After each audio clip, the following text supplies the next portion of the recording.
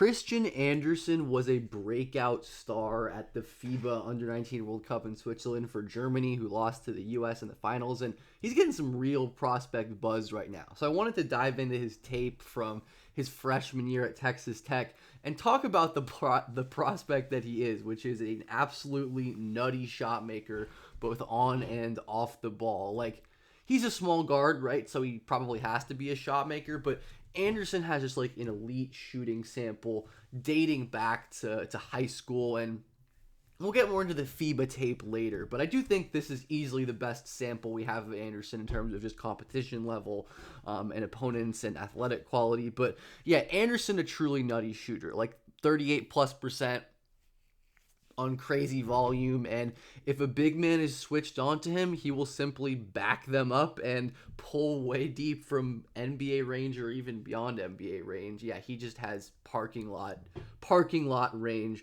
on his jumper. Which, again, that's what you need as a smaller guard, absolutely. And Andersen is just that dude as a shooter. He's really good at the forward momentum pull-ups, which a lot of players aren't good at, even good shooters, where it's hard to just like stop your momentum and pull up and just while going forward without a sidestep or a step back. But Andersen is able to do it just because of how ridiculous of a shooting talent he is. And he really does put strain on your pick and roll coverages because of his crazy range. Like, this is what we see from the best shooters in the NBA, right? Like, you have to be much more diligent. Let me get my thing out, as always. You have to be much more diligent on your switch here on Andersen if you're just going to, or I think they actually tried to hedge there with Flory. Anyways, did not work. Andersen is a great pull-up shooter. He's a great off-ball shooter as well. And just, it has a knack for relocating and finding his spots as a shot maker, drifts to the corner here, catch, hop, over contest. Like, his footwork, obviously great, can align his body from basically anywhere. And he does these really good, like, on-the-fly relocations. They don't run him off as many, like, floppies and screens as I think they maybe could have at Texas Tech, but Andersen here just notices this defender's head is turned and is going to drift into the open corner to give his teammate an easier pass. And that's still a decently contested three that Andersen's able to nail. And like a lot of good off-ball players, he's able to shake guys out of their shoes and just pop into a dribble handoff three right there. And Andersen has the mid-range shooting as well to go with his pull-up shot making. And we're going to talk a ton about his handle and the growth of his like on-ball creation game. But man, look at him stop on a dime, get to the middle of the floor, pull up, hang in the air, adjust, and hit that shot. What a crazy shot maker. He was super efficient on non-rim two-pointers as well. So, you know, he has this kind of track record of efficiency dating back to high school and AAU ball as well. But he's such a smart player. Andersen loves putting defenders in jail. He loves using re-screens to get to the middle of the floor, gets to his spot at the left elbow, pulls up right there for an easy jumper. And he can definitely create a little bit in this like drop pick and roll game, which I really like. That he is a pick and roll guard and he has this ability to put defenders on his back and open up space and hit this little like one-legged step back. Whew, he's just a really impressive jump shot creator. But this clip, which will result in a three, Andersen that is going to sprint out for three, but he does lose his handle there. And the handling growth and how he is as a handler is huge. As a small, I think he's listed 6'2", but probably shorter. You know, as a small guard, being able to dribble in traffic to command the ball and like to attack off the ball as well, not just running pick and rolls, really important. And Andersen has his strengths and weaknesses, but he was incredible handling the ball for the most part at the FIBA World Cup, which we'll get into at some point. But Andersen really good again using these re-screens, but just struggled a ton at the rim. It's really rare for guards who get to the rim as little as Andersen to have like high level and NBA success. And if we just look at Christian Andersen, this is not good. 20 of 33 at the rim. 33 shots at the rim. His free throw rate is interestingly high, but if we look at just sub 6'5" guards, so generously with sub 40 rim attempts, like there's some good players. Halliburton, but obviously way taller. Quickly is the interesting one to me, who really didn't get to the rim at all, just totally lived in the floater range. Like there are definitely NBA players here. Like even, and a lot of them did improve, right? Like Halliburton got to the rim more his second season. Trey Mann got to the rim more his second season. Emmanuel quickly got there. Marcus Sasser, Malachi Flynn, right? So like all these guys, and you know, if there's a good chance we see Anderson getting to the rim and scoring at the rim more as well. But I think less than like 10% half-court rim frequency at this point, which is not great. And you can see this, just the struggles that his size brings. And he doesn't have elite burst. And last season at Texas Tech, he wasn't fully on the ball, but he definitely, his handle wasn't always tight. He'd lose the ball, and he, especially against contact, he struggled. And Anderson's a very low turnover player, which we'll keep talking about. I really like how he very rarely forces shots on these drives. He's always going to find an angle to pass out and reset the offense. And, you know, he tries to go set a screen, which doesn't get used. So he's always involved himself. His motor is really high on both ends of the floor, which I like and will continue to talk about. But he just does struggle to separate. And again, a pass that could have easily been a turnover, where Anderson doesn't really have the size, or he isn't in a position to hit this interior pass. So he just kicks it out, and that's almost a steal. But you can see him getting swarmed up, kind of swallowed in the lane because of his size. And that does lead him to be like more rim reverse than he should at times. He has a great floater. He can make the floaters. But I'd love to see Anderson just attack this space, like get into the basket. And instead he settles for a lower percentage shot, which is a shot he can definitely make, but it's not ideal. And his handle was definitely tested in this Houston game, especially without JT Toppin got ejected early. It's tough against the Houston Blitz for pretty much anyone, but Anderson, with probably, at least at the Texas Tech level, sub point guard level handles on a play-to-play basis. Like, they'd get dug out. He gets his handle dug out right here. It just wasn't, incredible ball handling tape as we're seeing. I do love how aggressive he is attacking off the catch. Just quick go, burst into the middle of the lane, and doesn't hit this interior pass. That would have probably been a good solution to this defense. He has the touch to make shots like that. But again, you can see, even though he's an efficient finisher on super low volume, it's easy to see how he could struggle to finish at the next level just because of his size. But his touch is really excellent. It really is. And there were good driving flashes last season. Anderson crossing over, getting the top foot. Again, you can see like he's physical. He's working through this off-arm jab. He's not explosive enough to just separate like crazy, but Anderson decelerates, playing off of 2 feet, laying that ball in. Like, his touch is awesome. This is one of my favorite clips in this whole. Oh my goodness. The skill level for a shooter of his caliber is truly crazy. Like, not only with the ball, like in terms of mentally, right? He sets up this play going left. He's going to cross back to the right, use the rescreen, and then dirty spin move.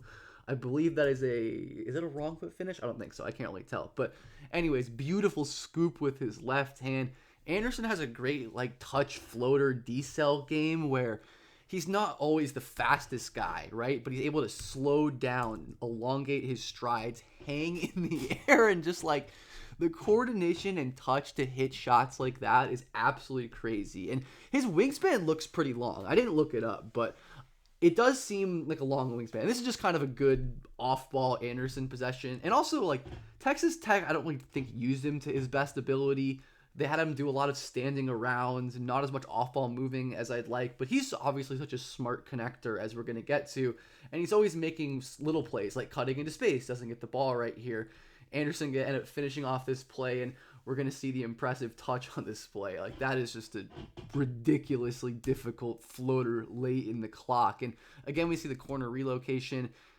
Anderson is a nice little floater shooter. Like, wasn't the highest volume, but when he gets to the middle of the floor, he can, once again, takes like a little power dribble right here to get into his floater off the left foot, hanging, going to the left. Like, just a very impressive touch shot maker, which is great for his, upside as an on-ball player. These shorter guards who end up being good on-ball players in the league almost always need this kind of like mid-range creation game, but it's tough to rely on that, right? Where even though this is, good move, get him in the air, fade away, like pretty open look, this is just a tough way to live, and even the great shooters and contested tough shot makers won't be as efficient as the guys who can get open looks. But the other thing about his driving, of course, is how it intersects with his great passing vision. He had a great assist-to-turnover ratio, but didn't have many assists. I think a lot of this was because of his role as like a secondary handler most of the time, where you can see pretty clearly by just looking at his assists and his best passes how he reads the floor. Again, we see him put a defender in jail. This defender blitzes to step up. Anderson knows that Darion Williams is going to be open. He pump fakes to draw this defender in, and then drops it down to Darion, who ends up finishing the play right there. Really incredible interior passing vision. It's not perfect, and his size can be a limiting factor, as we showed in some of the earlier clips and some of the clips we'll get to. But yeah, and JT Toppin, also sick player. I enjoy him quite a bit. But Anderson has this crazy live dribble passing and interior processing that I really like. Great crossover here, hanging to open this defender, gets to the middle, but he blends his dribble into the pass really smoothly as well. That's a tight window, tough pass too as well. There's a defender draped all over his back, and Anderson puts it in the perfect spot for his big man to catch the lob. Impressive accuracy on a play like that. Here you see Anderson again, just drawing. This is a ridiculous play. The hang in air jump passes are high level stuff, I will say. He isn't able to separate super cleanly until this part of the drive. Like, it takes him. You can see it's not always so easy for Anderson to win, even though he does, swipe the off arm away. He gets downhill cleanly, forces the help, and just drops it off right there. That's a beautiful assist. And again, another one of the awesome plays in this video. He's just a fun player to watch and an easy player to root for. Don't want to let that kind of cloud my analysis, but he's a great pocket passer too, as he'll hit these tight pick and roll windows. And Anderson is a really just sound decision maker, where we saw the turnover against pressure, but I think most of the time, and especially, not against teams named Houston, he's a lot better and more consistent at just beating blitzes and getting the ball out quickly. Very smart, like quick, simple decision maker in that way. And Anderson, I kind of talked about this earlier with his ability to find kickouts on drives. He will always just get deep, hop on 2 feet, and look for a kick out. I do think sometimes he can maybe even be too passive, where Anderson has maybe higher level reads on the table. This is a makeable pass, whether it's over the top or just through this window. And Anderson might not have the size to see or think he can make that pass, which of course is an issue in talking about passing and how players are. But just a lot of this puts the defender in jail, isn't big enough to really create an advantage or score at the rim, but Anderson knows that, so he's going to pass it out. So even his bad drives and his failed advantages created aren't generally causing negative plays as much as other players, which is a really good sign, of course, for a freshman. He's as young as some freshmen, even as a sophomore this year, where he is going to do a lot of resetting. But I also think plays like this do indicate some discomfort as a handler and being able to create stuff off of a live dribble. But again, maybe it's role. There's so many kind of factors it could be. It's hard to evaluate in one season ever. But there were moments where his processing was a little spotty, where he wouldn't read this second defender coming up and swiping the pass away from JT Toppin. And again, you can say the size is maybe an issue on a play like that. Another definite potential play where the two big defenders are just crowding his vision. He can't find a window to make this pass to 33 to Federico, I think. And that ends up being a turnover. But the passing is the thing that stood out most in the FIBA tape, where Anderson led the tournament in assists pretty comfortably, I think, and he was doing ridiculous shit off of the dribble. The FIBA sample is tough because, one, the rules are different with how they call it. You can literally tap the ball off of the rim. It's crazy. And the competition level for these college players is just not as high. But this German squad was a buzzsaw. And Anderson was just doing crazy shit like this. Live dribble, lefty skip pass to the top of the key for a three. And his handle was on an absolute string. I don't think I saw Christian Anderson split defenders last season. I haven't watched all of him, obviously, and he definitely might have, but man, this is a great play through the two defenders, keeping the ball on a string and zipping it out to the corner. You can see the passing windows are way bigger, right? The help defenders aren't as long or aggressive against a lot of these teams, so it's harder to take away. And stuff like this translates to me, where it's just Anderson creatively problem solving on the fly. His teammate gets doubled, Anderson, instead of trying to catch the ball, he's I'm just going to whip it out into the window because this help defender is coming down, and he ends up resetting the offense and getting it out and not getting a team turnover, which is absolutely insane. And then this is kind of the advanced version of some of the stuff we saw him do in college, holding his defender in jail. This is another really good player, and I can't say his name. He went to Georgia. I don't even know. I'm so sorry. That's actually not even him. I didn't even need to do that whole embarrassing thing that I'm not good at pronunciations. But anyways, Anderson, jail, pump fake, right? Or it's not even a pump fake. It's just like a subtle little head fake up at the rim to make this defender bite. And that opens Jesus Christ, that is a laser. Like, there were inches of separation there to get the ball past the big man's leg, and Anderson whipped it in there. That was an incredible pass, and his FIBA tape, by the way, shout out College Basketball Scouting, great channel, was littered with impressive passes. We see a nice little audible right here. He jumps like he's taking a pull-up, passes it low for the open layup.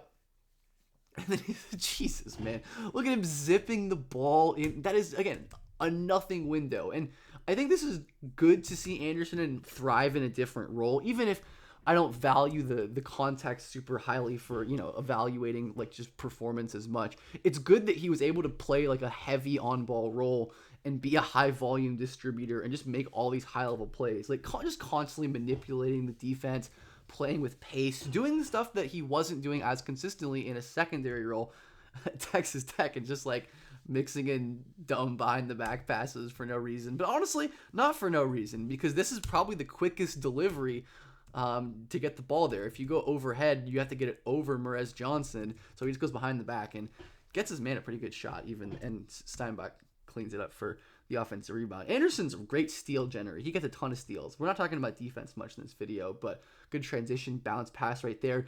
He definitely had his moments of struggling against this USA team, which they just got destroyed by in the final. But, man, surgical, again, waiting for the perfect moment, keeping his dribble alive. But there's no aggressive digging in here from a help defender. He's not really being pressured super hard. So it's hard to really say that this stuff is all going to translate. And there were real issues where we saw the handling limitations pop up, and he struggled to finish and get lift at the rim against an athletic defender like Koa Pete. Manzaquit definitely gave him some trouble on the ball, who's another quality defender. And I do think he was missing some passes that I wouldn't think he would miss, where this is a pretty, especially like he gets the ball in the air. He's been doing that. And this is, I feel like, a window he's been hitting a lot, but Anderson took the shot instead and didn't end up scoring. Definitely was a bit more rattled by the length of the USA. This is just like a rough sequence, gets pushed off the ball by Manzaquit.